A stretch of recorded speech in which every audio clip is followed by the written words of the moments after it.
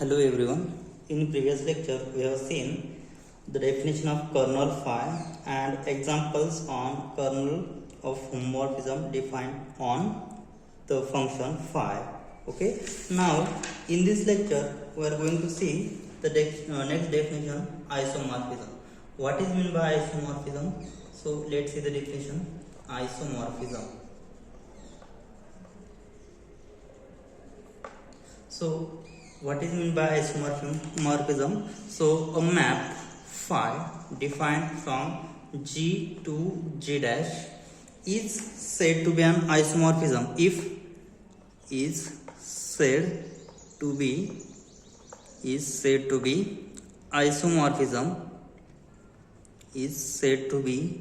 isomorphism if it is 1 1 onto and homomorphism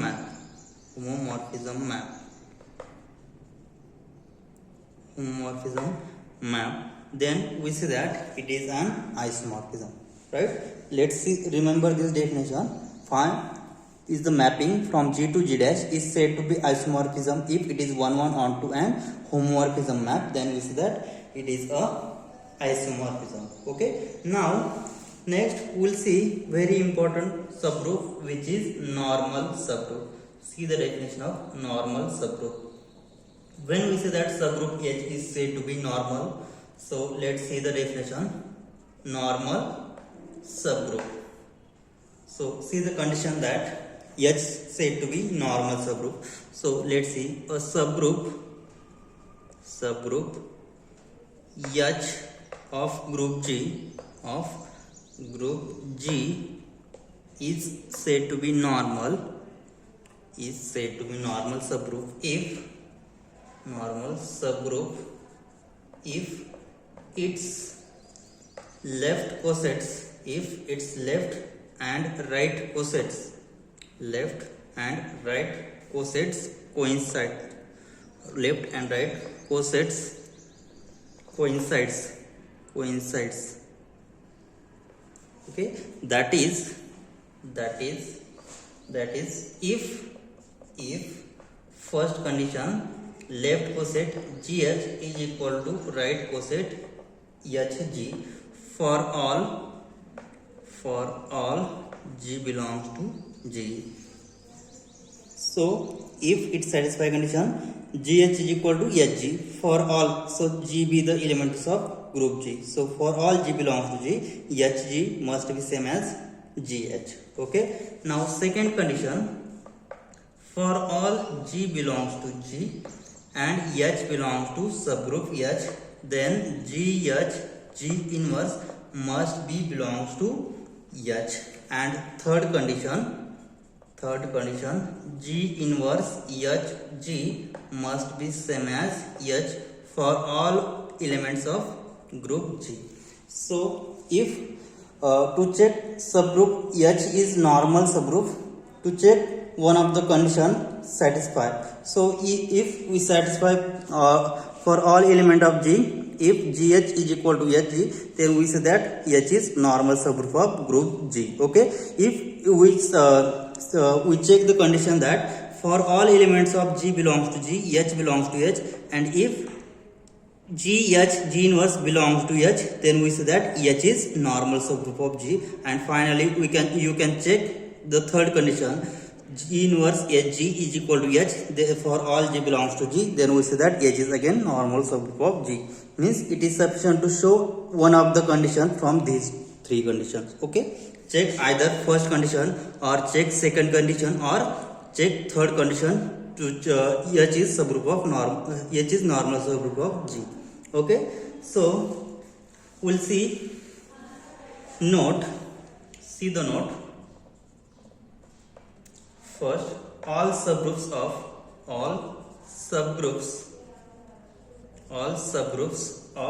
abelian group is all subgroups of abelian groups are normal. All subgroups of abelian groups are normal because it satisfies condition for all G belongs to G, GH is equal to HG, means what? all subgroups of abelian groups are normal subgroups. Okay, and second condition, kernel phi is always normal subgroup of G, because kernel phi is defined by phi of x is equal to identity, and identity always a normal subgroup of G. Okay, so these are two notes. Now we will see corollary. So let's see the corollary based on a normal subgroup. So the statement is corollary: if phi is a mapping from G to G dash, is group homomorphism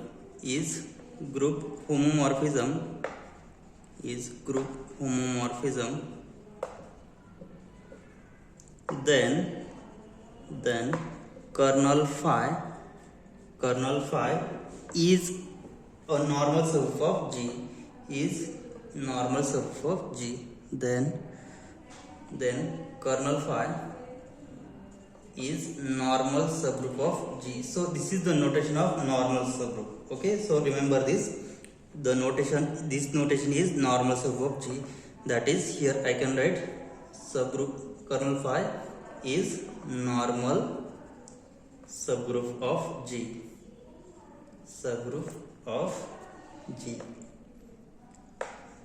that is, we can write kernel phi is normal subgroup of G. So this is the notation of normal subgroup. So this notation is normal subgroup. So this is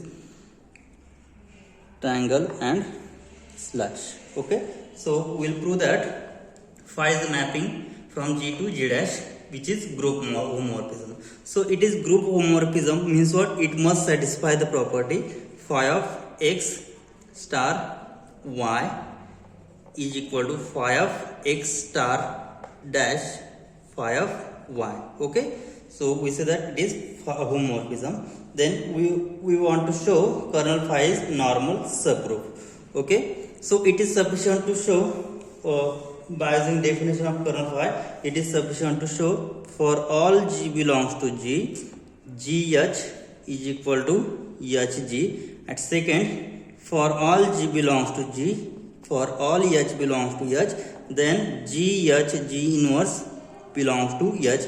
Or check the condition last, for all G belongs to G, G belongs to G, G inverse HG, G inverse HG is same as subgroup H for all G belongs to G. If one of check one of that condition, if it satisfies the condition, whole condition, or for all G belongs to G, it satisfies the condition, then we say that H is a normal subgroup of G. Now here we have to show that H is kernel phi. Okay, to show kernel phi is normal subgroup of G. So let's see the proof of given corollary. Let G be the elements of group G. Okay, and I will take X be the element of kernel phi. Okay, then by using definition of kernel phi, what we have? Then by definition of kernel phi,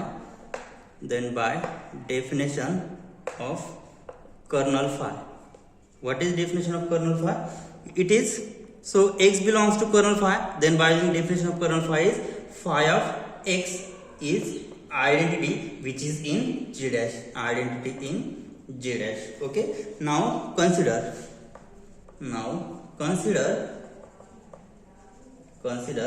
for some G in G, consider for some G in G, consider G be the element in group G.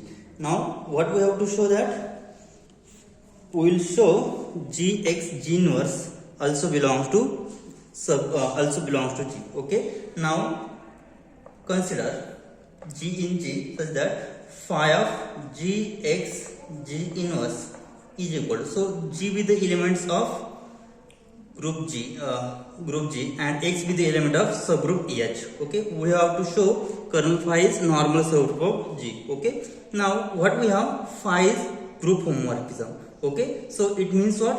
So it satisfies the property phi of G into phi of X into phi of G inverse. Okay, as since phi is homomorphism. Okay, phi is homomorphism means what? Phi of g x g inverse can be written as phi of g into phi of x into phi of g inverse, and we know that phi of g inverse is, and phi of g inverse is written as phi of g bracket inverse. Okay, so it can be written as, so this is phi of g into phi of x into phi of g inverse can be written as phi of g whole bracket inverse. So what we have? Phi of x. Phi of x is, because x is belongs to kernel phi, then by using definition of kernel phi, phi of x must be identity, and this identity in g dash. So phi of x is identity, so which is equal to phi of g into identity into phi of g inverse. So here this is identity, so we'll get finally phi of g into phi of g inverse. So phi of g into phi of g inverse is again identity. Okay, so here we get phi of g into phi of g inverse, which is equal to identity. So what I get here? Therefore phi of gx g inverse is equal to identity element, means what? This element belongs to kernel phi, because if x belongs to kernel phi, then phi of x is identity. So what we say here? Gx g inverse must belong to kernel phi. Therefore gx g inverse must belongs to kernel phi. So gx g inverse belongs to kernel phi means what? So this is, I say, h. Okay, gx g inverse belongs to h. So this is the one of the condition that h is said to be normal subgroup. So this is we have seen, this is second condition, that for all g belongs to g and for all h belongs to h, g h g inverse belongs to h, then we say that h is normal subgroup of g. Okay, so this is the definition of normal subgroup. Okay, so here gx g inverse for all g belongs to g belongs to h, means what? This is in kernel phi, means what we say? Kernel phi is normal subgroup. Okay, so by using definition, so we say that hence what we say? Hence kernel phi is normal subgroup of g. Okay, hence the proof of given corollary. Now next we'll see the theorem. So we'll see the theorem on normal subgroup for three statements are to be equivalent. So let's see the proof theorem.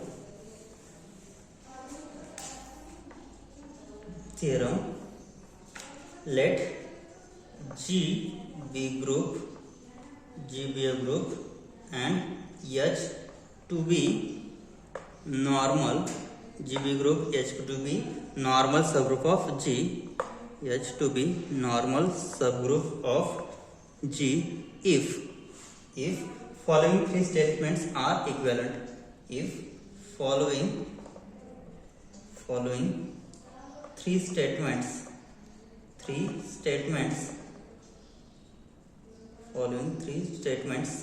are equivalent. Following three statements are equivalent. So first one is,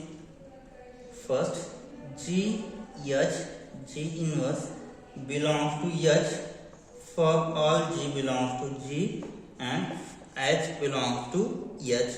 Second statement is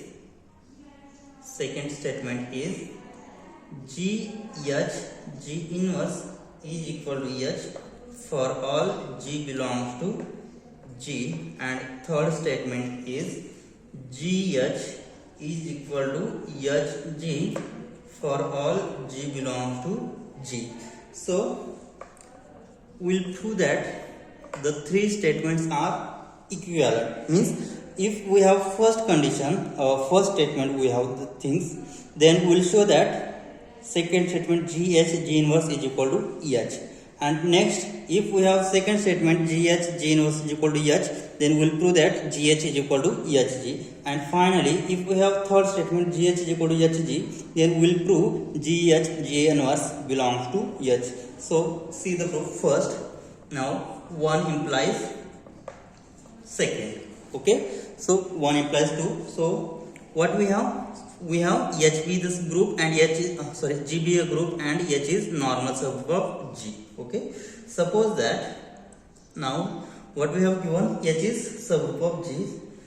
Suppose that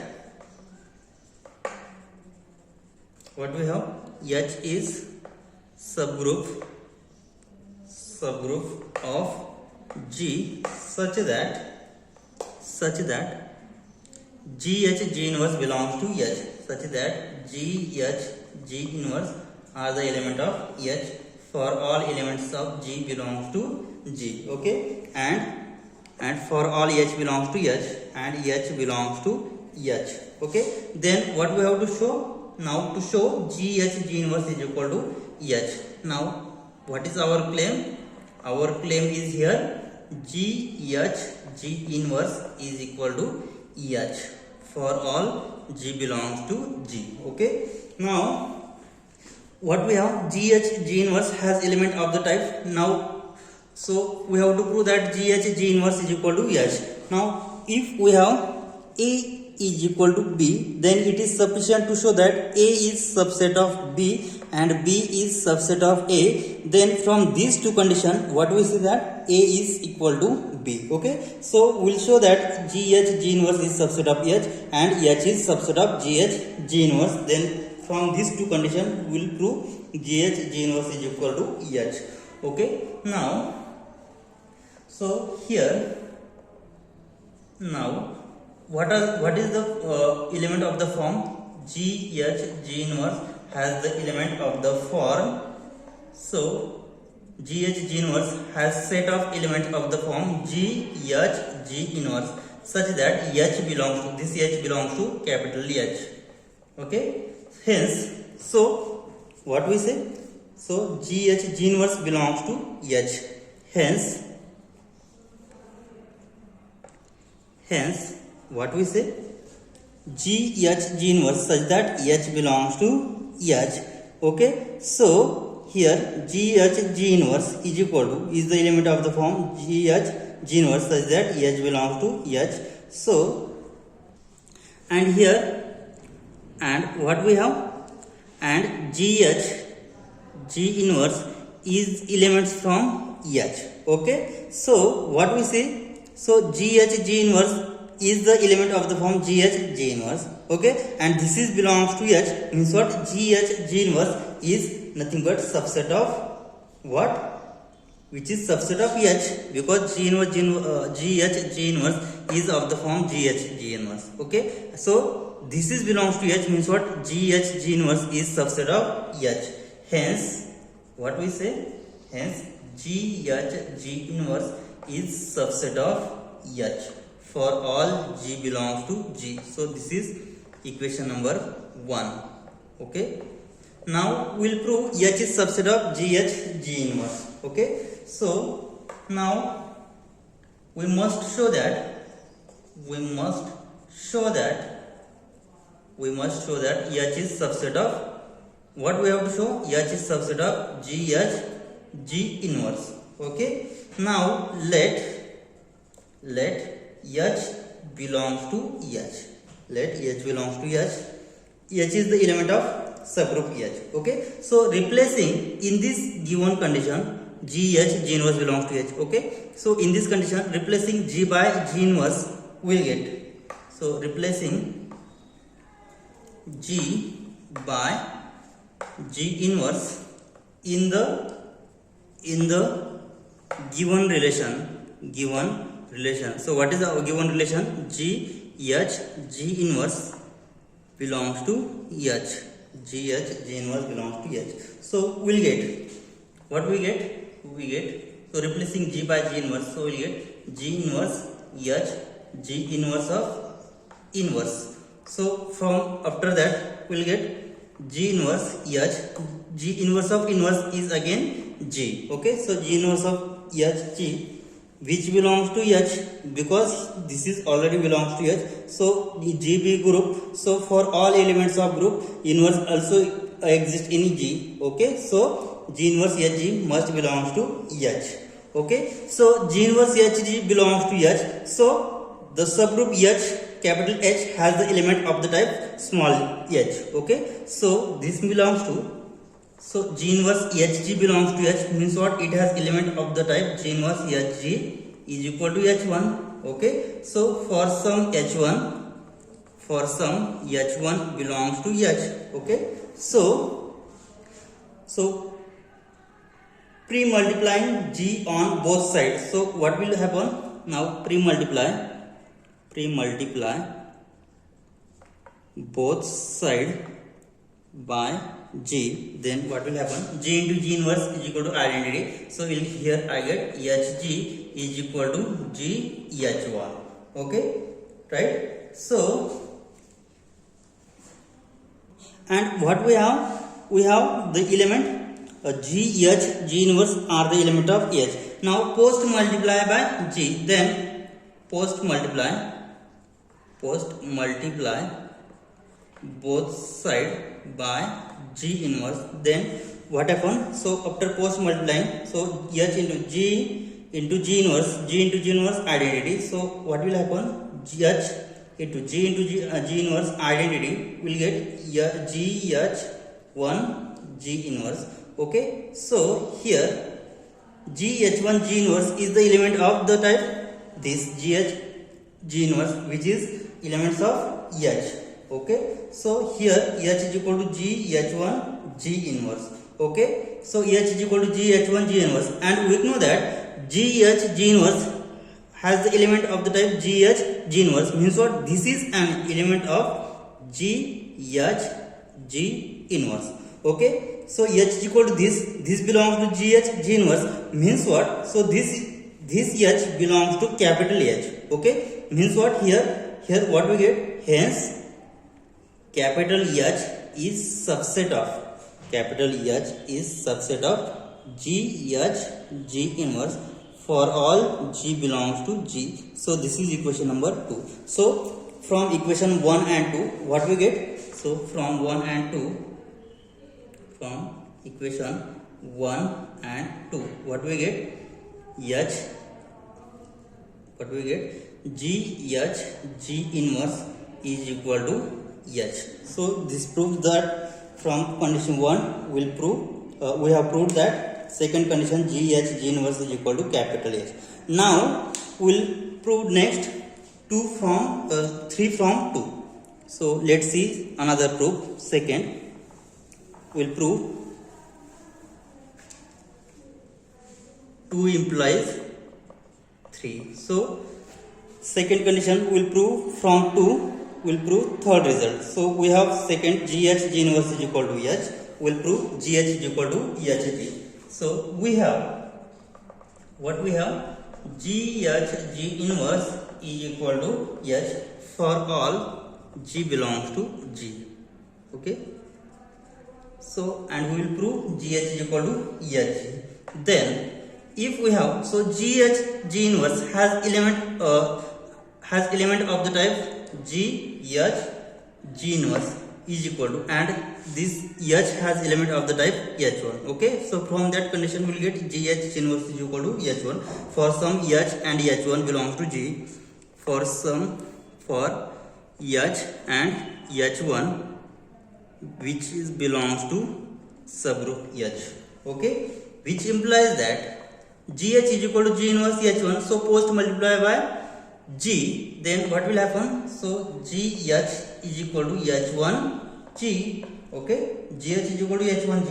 Now, so Hg, so Hg is the element of capital H. Okay, because H belongs to H and G are the elements of group G. Okay, but what we have? But GH has value H1G. But sorry, here GH. Here GH is the element of GH. Okay, but what we have? GH is nothing but H1G. Okay, hence, so GH has value H1G. So substitute this H1G, which belongs to H1G belongs to GH, because H1G is nothing but GH. Okay, so H1G belongs to GH means what? This H1 belongs to capital H. So here from this condition, what we get means what? HG is subset of GH. Okay, so for all G belongs to G. So this is equation number 3. Also what we have? H1G be the elements of HG. But what we have? But H1G has value GH. Hence, what will we get? So H1G has value GH. So GH is the element of HG. Hence, so this is an GH is the element of GH. So GH is subset of HG. So this is equation number 4. So from equation 3 and 4, what we say? Therefore, from equation 3 and 4, what we say? So from 3 and 4, we say that GH or HG is same as GH. Okay, so we proved that from equation from 2 implies 3. Now finally we will prove that 3 implies 1. Means what? If we have GH is equal to HG, then we will prove that GH G inverse which belongs to H. So finally 3 implies 1. Now we have what we have?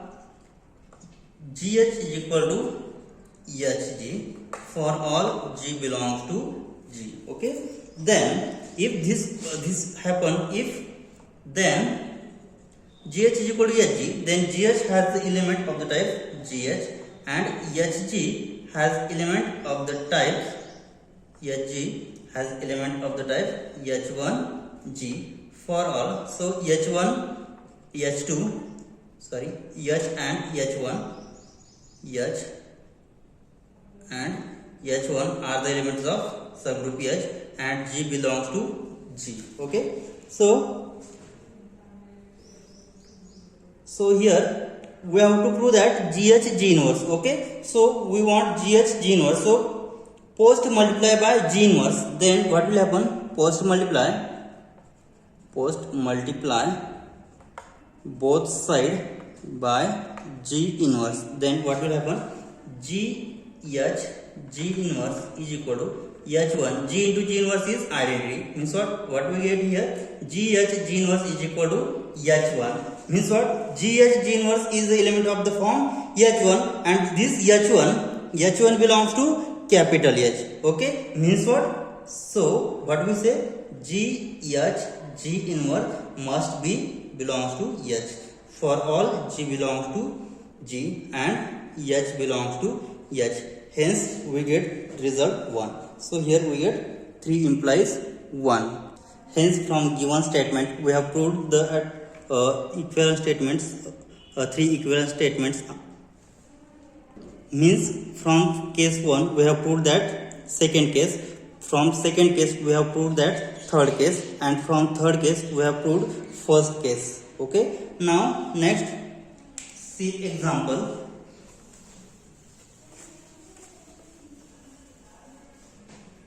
Every subgroup H of an abelian group G is normal. So example is every subgroup H of an abelian group, every subgroup H of an abelian group G is normal. So prove that every subgroup of abelian group is normal. See the solution. Let what we have? HB the subgroup, HB subgroup of G, subgroup of group G. Okay, subgroup of group G. Then what we have? Then we have GH is equal to HG because H is subgroup and which is abelian. So abelian means what? For all G belongs to G, GH is equal to HG. For all H belongs to H and G belongs to G. It must satisfy the condition GH is equal to HG because G is an abelian group.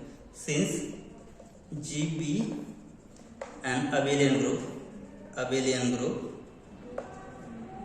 okay, and GB abelian group means H is again abelian, hence H is abelian. Okay, So therefore what we have, GH is equal to HG. Okay, so post multiply G inverse, then what will we get? Post multiply both side by G inverse, then what will we get? GH G inverse is equal to H, and this H be the elements of subgroup H. So GH G inverse is equal to H means what we say? GH G inverse belongs to H. So GH G inverse belongs to H for all G belongs to G. So this is the condition that H to be a subgroup, which is normal subgroup, right? Hence therefore H is normal subgroup of G.